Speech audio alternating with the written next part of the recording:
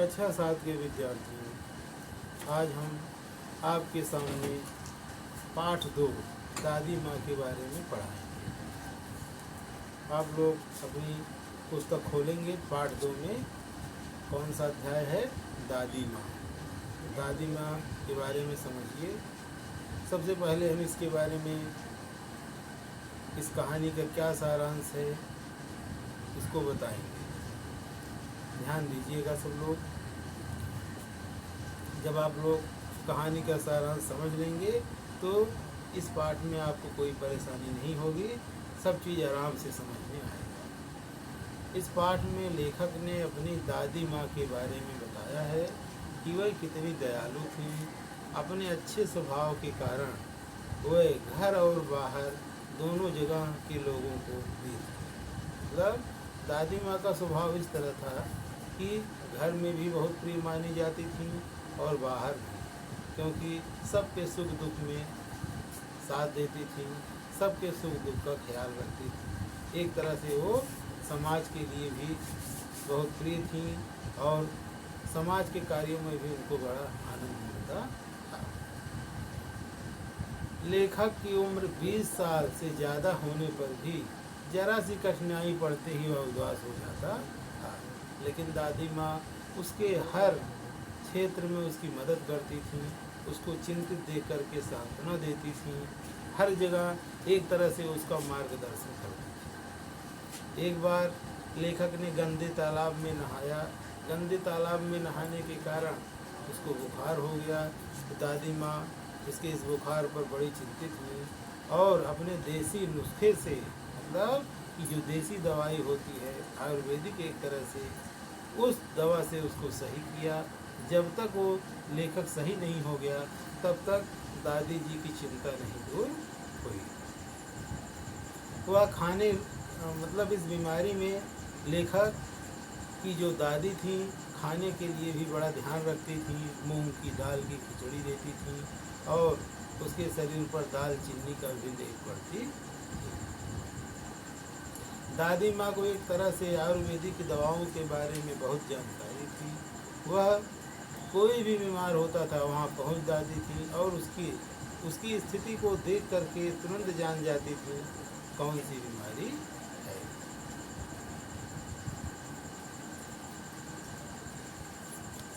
एक तरह से चाहे मलेरिया हो, चाहे निमोनिया हो, चाहे बुखार हो, तुरंत देखती ही वह जान जाती।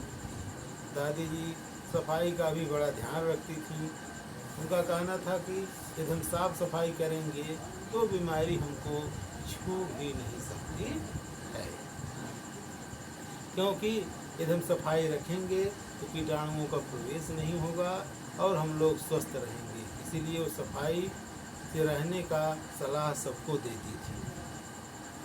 एक बार की बात है, लेखक दादी माँ के बारे में बताता है कि दादी माँ धनों पर खूब बिगड़ रही थी। क्यों बिगड़ रही थी? क्योंकि उसको एक बार वो कर्ज दी थी, मतलब ब्याज के रूप में कर्ज दी थी। जब समय से वह वापस पैसा नहीं लौटा पाई तो दादी माँ उसके ऊपर बहुत बिगड़ रही थी, उसको डांट रही थी। जब लेखक ने इस स्थिति को देखा तो उसको बड़ी दया आई। वह अपने दादी माँ से निवेदन किया कि दादी माँ ऐसा आप न कीजिए, इसके ऊपर दया कीजिए। तो दादी माँ का हृदय बदल गया, परिवर्तित हो गया। वह एक तरह से उसके ऊपर खुश हो गई और जो धन्नो थी उसने बताया दादी माँ से कि मेरी लड़की की शादी है, अभी मैं पैसे को नहीं दे सकती हूँ, मतलब मुझे देने में बहुत कठिनाइयों का सामना करना पड़ेगा। तो दादी माँ जो उसकी लड़की की शादी थी धन्नो की, उसके लिए उसको 10 रुपये अपने पास से दिए और उसके सारे कर्ज को माफ़ कर दिए और कहा जाइए आप चिंता मुक्त होकर के अपने लड़की की शादी कीजिए। फिर दूसरे कहानी के बारे में अपने दादी माँ के समय में लेखक प्रकाश डालता है। विवाह की रात में जब बाराती लोग चले जाते थे तो औरतें रात भर जग कर अभिनय किया करती थीं, तरह तरह का नाटक किया करती थी। जो है एक तरह से उस समय औरतों को स्वतंत्र होने का मौका मिलता था और मनोरंजन करती थी। मतलब उस नाटक में शादी से लेकर के पुत्र उत्पन्न होने तक दृश्य दिखाए जाते थे। तो लेखक की तबीयत उस समय खराब थी, जो कि अपने बड़े भाई के बारात में नहीं जा सका था। तो नाटक का जितना भी अभिनय था वो आराम से जो है सुन रहा था, लेकिन औरतें नहीं जान पा रही थी कि लेखक जग रहा है। दादी माँ एक तरह से लेखक का हमेशा ख्याल रखती थी। दादी माँ को बहुत जीवन के बारे में बहुत कड़ा अनुभव था। वह व्यक्ति को देख करके उसके दुख के बारे में जान जाती थी और असली नकली की पहचान तुरंत कर लेती थी। जब उसके दादाजी की मृत्यु हो गई तो दादी जी बड़ा चिंतित रहने लगीं। वह अधिकांश समय अपना पूजा पाठ में बिताने लगी। एक बार सुबह पिताजी और किशन भैया उदास बैठे हुए थे, क्योंकि वह किसी से रुपया उधार लिए थे, समय से पैसा नहीं चुका पाए थे। उस व्यक्ति का दबाव उनके ऊपर बहुत था। तो दादी जी जब उनके इस दुख को देखा तो तुरंत खड़ी हो गई, कहीं कि हम अभी जिंदा हैं, आपके ऊपर इस तरह का दुख नहीं आ सकता है। वह उन्होंने अपने दोनों सोने के कंगन निकाल के दिए, कह जाइए आगे पीछे का जितना भी कर्ज है सब कुछ खत्म कर दीजिए। इस तरह से इस अध्याय की कहानी है। आप लोग इस कहानी को एक बार फिर से सुनिए तो इस अध्याय के बारे में अच्छी तरह से जान जाएंगे और जो प्रश्न उत्तर हैं वो भी आपको अच्छे ढंग से समझ में आएंगे। इसकी समरी एक बार फिर से सुनिए, सारांश फिर से मैं बता रहा हूँ, ध्यान से सुनिए कि इस पाठ में जो लेखक है अपनी दादी माँ के बारे में बताया है। वो कितनी दयालु थी, कितने अच्छे स्वभाव की थी, उनका आचरण कैसे था, लोगों के प्रति व्यवहार कैसे था, समाज में उनका क्या स्थान था, इसके बारे में उसने बताया है।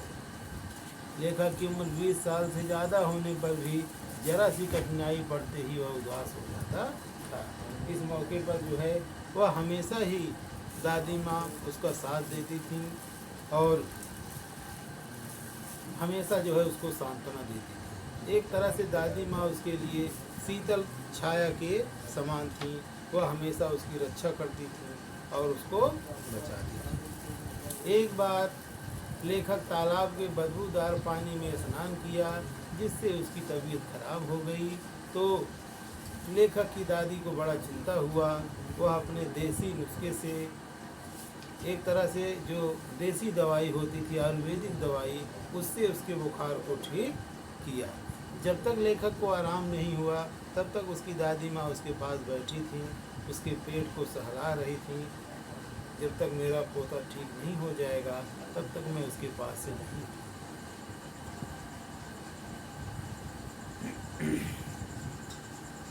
उन्हें गंवई दवा के बारे में बहुत पता था। वह लोगों का इससे उपचार करती थी, हर जगह सबके दुख सुख में पहुंचती थी और उसमें हिस्सा बटाती थी और सबका साथ देती थी। और दादी माँ को एक तरह से जो है मलेरिया, निमोनिया, बुखार को देख करके विश्वास पूर्वक अनुमान लगा लेती थी और उसका ठीक ढंग से उपचार भी कर देती थी। इससे समाज में आसपास पड़ोस उनकी बहुत ही पूछ थी। एक बार की बात है, दादी माँ रामू की चाची धन्नो पर खूब बिगड़ रही थी। मतलब धन्नो को उन्होंने कुछ कर्ज दिया हुआ था, जो कि अपने लड़की की शादी की वजह से वह ठीक समय पर इनको नहीं लौटा सकी थी। इसके लिए दादी माँ उसको डांट रही थी, फटकार रही थी। तो लेखक ने जब इनके इस स्थिति को देखा तो उसको दया आई। वह अपनी दादी से निवेदन किया कि दादी ऐसा इसके साथ मत कीजिए, आपको इसके साथ दया करनी चाहिए। तो दादी माँ का हृदय पिघल जाता है। वह तुरंत उसके लड़की की शादी के लिए 10 रुपये अपने पास से और देती हैं और कहती हैं जाओ मैं तुम्हारा कर्ज माफ़ किया। तो इस पर धन्नो बड़ा खुश हुई। वह एक तरह से हृदय से दादी माँ को आशीर्वाद देने लगी। अब दूसरी कहानी पर लेखक फिर प्रकाश डालता है दादी माँ के बारे में। विवाह की रात में जब बारात जाती थी तो औरतें रात भर जग करके नाटक करती थी, अभिनय करती थी, जिससे शादी से लेकर के पुत्र उत्पन्न तक सारे दृश्य दिखाए जाते थे। इन सभी मतलब भाग में मतलब स्त्री पुरुष का जो रोल होता था, मतलब जो अभिनय होता था, स्त्रियां ही करती थीं। बीमारी होने के कारण लेखक बारात न जा सका। दादी ने घर में ही लेखक को सुला दिया था और लेखक इन सब सारी घटनाओं को देख रहा था। इसके बाद फिर वो दादी माँ के बारे में कहता है कि दादी माँ को जीवन के बारे में बड़ा अनुभव था।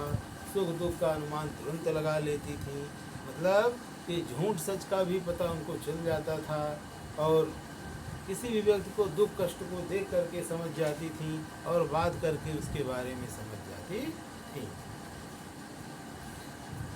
जब दादाजी की मृत्यु हो गई, दादी जी बहुत अकेली अनुभव करने लगी, उनको बड़ा दुख होने लगा, तो ज़्यादातर अपना समय पूजा पाठ में बिताने लगे। एक बार की बात है, जब पिताजी और किशन भैया उदास बैठे थे। अब किसी से उन्होंने रुपया उधार लिया था तो उसका कर्ज चुकाना था, तो वह एक तरह से रोने की अवस्था में थे। लेकिन दादी माँ उनको सांत्वना दिया और कहा कि यह कह करके कि मैं अभी जिंदा हूँ, तुम्हारे ऊपर कोई कष्ट नहीं आ सकता है। तो कहा कि और कंगन अपना निकाल, सोने का कंगन अपना निकाल करके दिया, कहा कि जाओ आगे पीछे का पूरा कर्जा उसका चुकता कर दो। इस तरह से इस पाठ का जो है सारांश हुआ। प्यारे बच्चों, आप ध्यान से इस पाठ के बारे में पढ़िएगा और जब इसको आप 2 बार पढ़ेंगे तो कहानी पूर्ण रूप से समझ में आ जाएगी। अब इस पाठ से संबंधित हम आपको कुछ गृह कार्य दे रहे हैं, उसको आप ध्यान से सुनिए।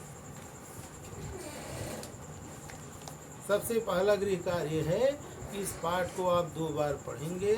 इसके जो सारांश अपने शब्दों में करीब 10 या 15 लाइन में लिखेंगे। प्रश्न अभ्यास है, आप जैसे ही पुस्तक खोलेंगे तो नीचे प्रश्न अभ्यास दिया गया होगा। हम प्रश्न अभ्यास पढ़ रहे हैं, आप लोग ध्यान से सुनिए।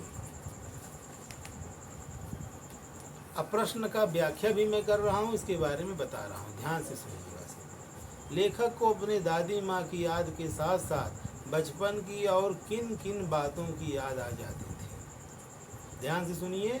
लेखक को अपनी दादी माँ की याद के साथ साथ बचपन की और किन किन बातों की याद आ जाती थी।